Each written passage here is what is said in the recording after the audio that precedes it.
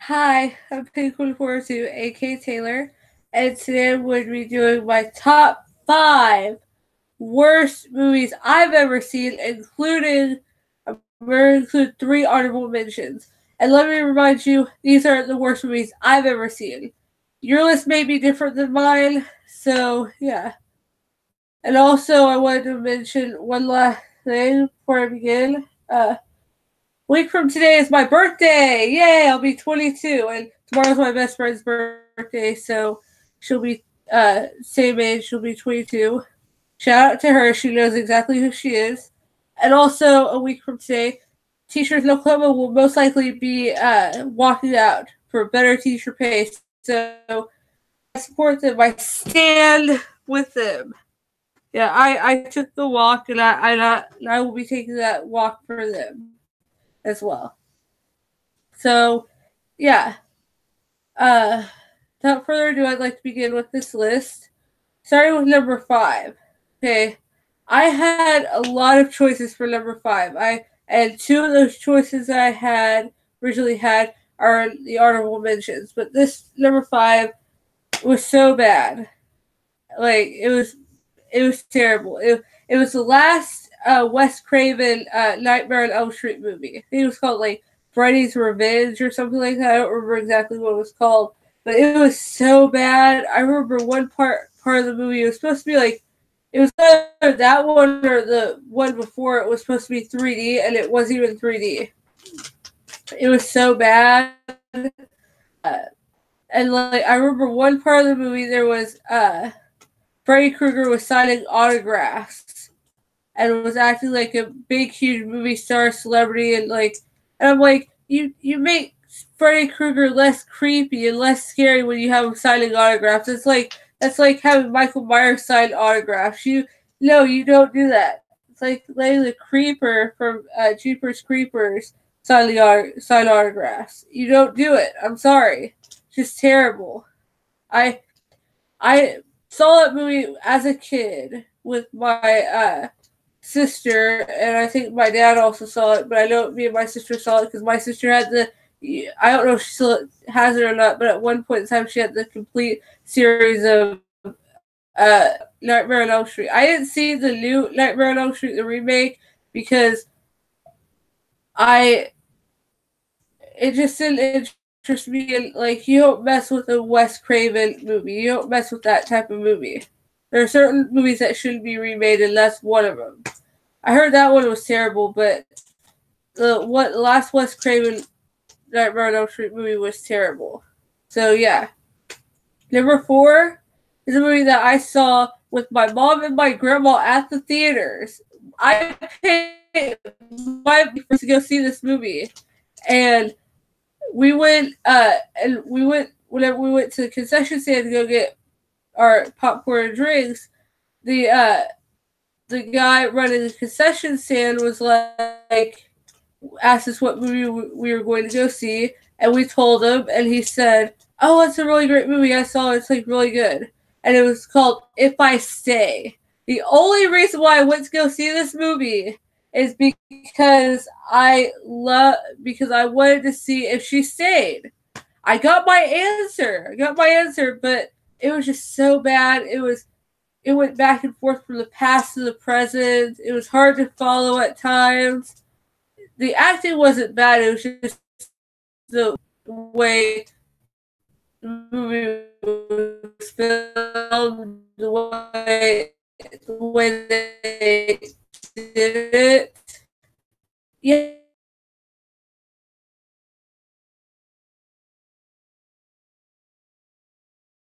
you got your like was them leading up to the crash, and then what happened after the crash. They should have done that instead of going back and forth. It made it so hard to follow. That movie was just terrible. And I walked out of that theater with my mom and my grandma, and I said that movie was terrible. The ending was terrible. That was the main reason why I hated it. And my dad wanted to go see it, but he wanted to go see When the Game Stands Tall more than he did If I Stayed. We actually went to go stand tall about a month later, and because my parents and I wanted to go see it really bad because we love football, and we thought it would be a really great movie, and it was. But my dad was here to buy If I Say on DVD, and I was like, don't. That movie's terrible. That movie's terrible. Don't buy it. It's terrible. So yeah, that's my number 4. Number 4 is If I Say.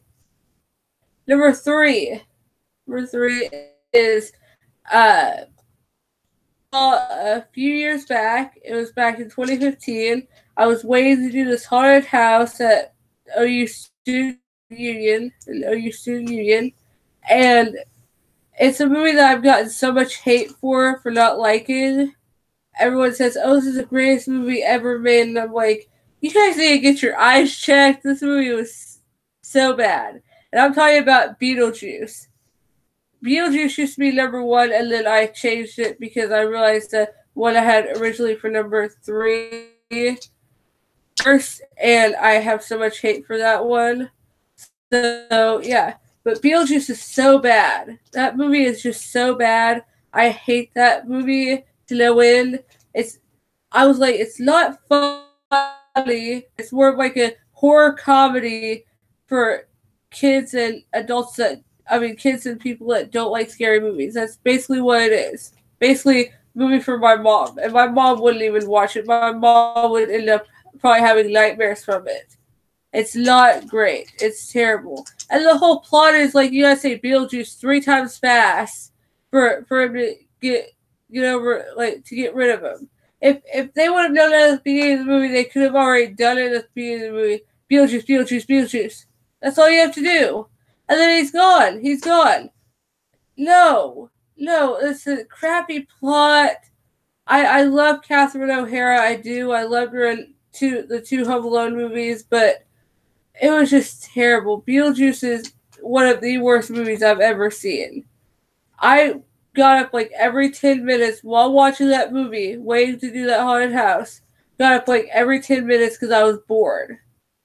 I was so bored. That movie is so terrible. Number 2 is a movie I actually owned, but I didn't watch it. I didn't buy it and then watch it. I watched it on TV. This movie, it was a film adaptation. It started out as a book, and then they made a movie about it. And the book was written by Richard Bachman. If you don't know Richard Bachman is basically Stephen King. Stephen King did a bunch of books as Richard Bachman, and this was one of them. It was called Thinner. Thinner is one of the worst movies I've ever seen. The acting is super dull and stiff and just like boring. Like the movie is essentially about a guy who works at a law firm, and he's like really fat. He's really fat, and him and his wife are coming home. They have a daughter as well, who's played by Bethany Joy Lenz. And if you know her, she was on One James Tree Hill, and she also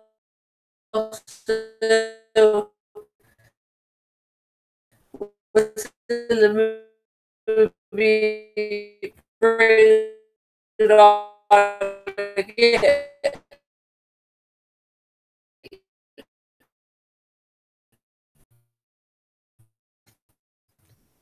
Well, she's and is often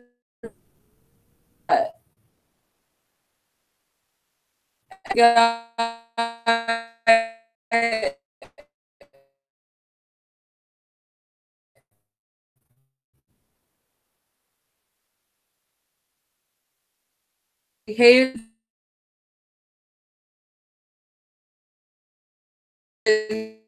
ran over. Well,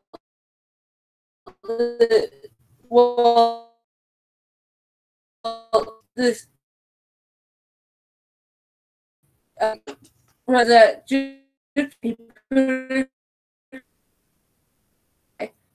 and I only watched like 15 minutes of it. Got so bored of it that I changed the channel because it was on this TV station that we used to get in Tulsa. Movies, like what the next movie was going to be, so I changed back like an hour later. The movie was still on. 15 to 30 minutes later, the movie was still on. Came back 30 minutes later, the movie was finally gone, finally off. And I was like, finally, that movie was terrible. I hated that movie. I love Stephen King. I love what he does, but that movie was just terrible. And I've looked up that like rating on like IMDb and on Rotten Tomatoes, and they gave it like a low score, and a lot of people were saying the book was better than the movie. And that's very rare for people to say that. A lot of times people will say the movie's better than the book, or a lot of times they'll say, well, both the book and movie are amazing. They both did amazing. They were both amazing. But that movie was just so terrible. My dad bought it on DVD to watch, and I don't think he's ever watched it. And I tried watching it again, and I got all the way up to the car accident, all the way up to the accident, and then I just stopped. I just stopped watching it. I was like, I can't deal with this movie anymore. I can't. I just can't. Like this movie is just so terrible. So that's that.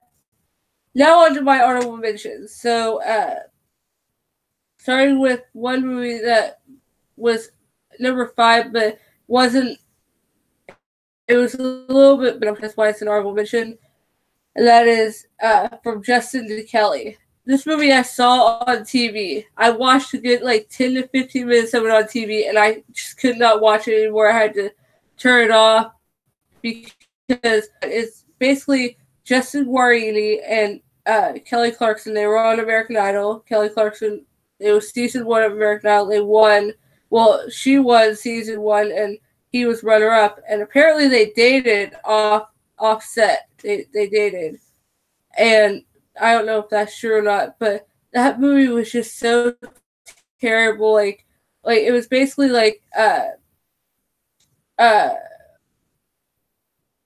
Justin and Kelly meeting during spring break and having this fling during spring break, and music was involved and a lot of other stuff was involved, but mostly like just music, and like it was just basically like Simon Cowell, Simon Fuller, everyone at American Idol was like, we're gonna put you guys in this movie. Doesn't matter if you guys can't act. We're just gonna put you in this movie because you guys just came off from American Idol. People will watch it. They'll watch it. They'll want to see you, and no one will watch it. That's why it was on TV, because a lot of times like you get like a lot of these like if they're like on a network TV show and not like a cable TV show, like cable, if they're on like a major network station like ABC or CBS or Fox or whatnot, then they will then they'll show like these like B-rated movies, like, well, not necessarily B-rated movies, but like movies that weren't that great, like, yeah, and then they'll keep like the Proposal and like The Notebook, like those really great movies, they'll put those on cable, and while the people that don't have cable have to deal with the crappy movies, and yeah, we had to put up with from Justin to Kelly. The movie was just terrible. Terrible. My second one for honorable mention is Fox and the Hound 2. I own this movie. I can't watch it anymore because let my nieces borrow it and they got it all scratched up to the point where I can't watch it anymore, which I'm kind of glad because the movie was terrible. I love Patrick Swayze and I love Reba McEntire, but this movie was just terrible. I hated this movie. The music was great. The music was great. It was just the story, the plot, and everything was just terrible. Oh, let's make a sequel like 30 years later after the original movie came out. Let's make a sequel, but we won't follow this. We'll make them still as like young kids or whatnot. We'll make them young. We'll keep them young, and they'll go to the fair and will join this band, this singing group, because Reba McEntire's character leaves. No, I'm sorry. The movie's terrible. Don't go and see it. And Disney doesn't really make that bad at movies, knock on wood. Like they don't, yeah, their movies haven't been like so bad. But but it's been like with their ones that aren't sequels. The sequels are the ones that are bad, especially when they come out like 20 to 30 years after the original came out. No, you like it. That movie almost ruined Fox and the Hound for me because Fox and the Hound is my top 3 favorite Disney movies. So yeah, finally the last one. This one is so bad. Like, it's not my least favorite movie of all time, which is kind of ironic because my least favorite movie of all time involves something that I really love. So yeah. But this one is The Dark Knight. I'm gonna get a lot of hate for this one and for Beetlejuice, and I'll take it. I can take it. But essentially, not Beetlejuice, The Dark Knight. I saw it. I have this movie at my house. My dad does. My dad's a big Batman fan. I hate Batman. I'm a Superman fan, which is kind of ironic considering my number one choice. Yeah, but I hate Batman. I had this movie for the longest time, never watched it. It wasn't until I had to watch it last year for my film and media studies class, because that was the movie that we picked to watch so we could write like a report about a movie that we had watched in class. And so I was forced to watch it. It was hard to follow. It felt like I had to watch like Batman Begins to understand what happens in The Dark Knight. I felt like I had to watch the other Batman movies to understand it. And I just couldn't get into it. And I feel like they gave Heath Ledger too much credit because he died.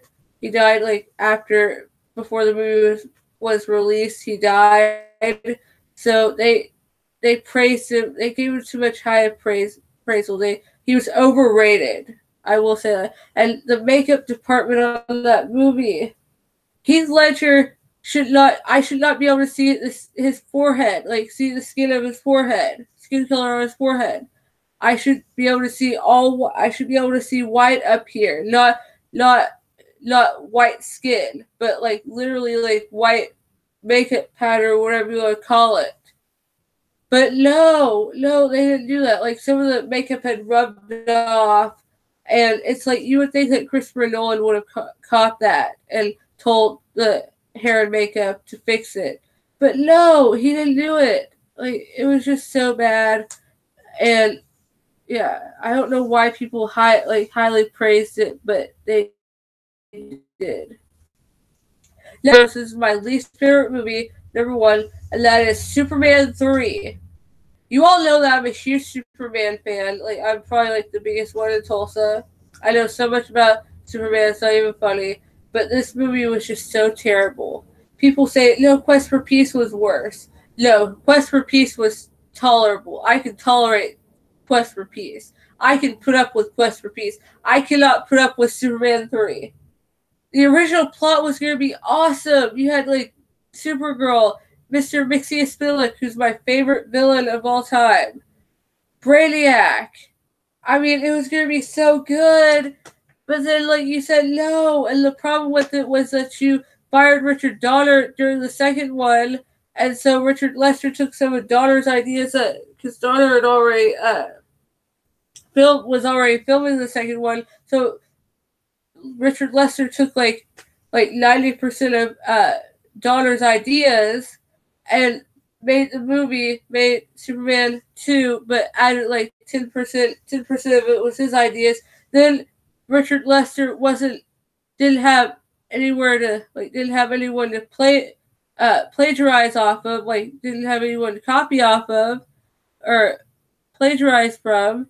He couldn't plagiarize anymore, so he had to come up with his own ideas, and he made it into like this slapstick comedy. And the only time that comedy ever works in a superhero movie is Deadpool. Deadpool's the only one that can do that, but Superman 3, no.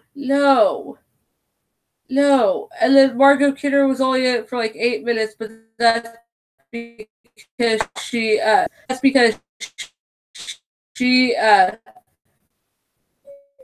decided, because Wilkins did to Richard Donner, she didn't like that. So she quit, Like so, but they had to keep her in the movie because you can't have a slow. They brought in Lana. They brought in Annette O'Toole, which I loved her in It, in the miniseries It, and I loved her in Smallville. Loved her on Smallville. Loved her on Smallville. She was amazing, but it's just so terrible. That movie was just so terrible. I mean, like, they brought in Richard Pryor as a villain to make a supercomputer to kill Superman, and then Richard Pryor comes in, and the only reason why he's in the movie was because he had announced on Johnny Carson, Tonight Show with Johnny Carson, had announced on there that he wanted to be in the next Superman movie because he loved Superman too. So they're like, let's put Richard Pryor in there. It'll be great. He'll be great. And I remember in their movie, like towards the end of the movie, when the computer malfunctions, Gus tries to stop it. It was played by Richard Pryor. Tries to stop it, and then he saves like Superman, and Superman forgives him for trying to kill him, and gets Gus a job. No. If that was me, I'd be like, no, you're out on your own. You tried killing me. You tried to kill me. The only redeeming quality that Superman junkyard scene wasn't even that great. In my opinion, it wasn't as great as people say it was. That movie was just so terrible. And then Gene Hackman wasn't in it because you took out Richard Donner, and Gene Hackman wasn't a fan of that. And the only reason why you got him back was if you got rid of the Salkins and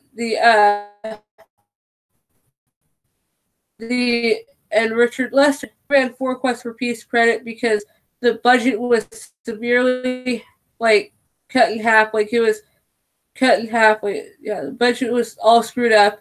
And Christopher Reeve helped write the screenplay, so I give them credit for it. But Superman 3 gets no credit for me. No credit for me. It was just basically Clark trying to see if he could bang Lana when Lois isn't around. I mean, come on. And he realizes he can't do it because Lana has kids. And he tries to be like a dad to him when he's not even their dad. I mean, it was just so terrible. I hated that movie. I speak so disdainfully about Superman 3. I have so much hatred towards Superman 3. I will argue with you about why Superman 3 is worse than Superman 4 Quest for Peace. That comment and subscribe and hit that notification bell because on Monday next week, birthday, woo, 22, and I will be also talking about the education crisis in Oklahoma and what I think should be done. So look out for that. Don't forget to like, comment, and subscribe and hit that notification bell. Bye.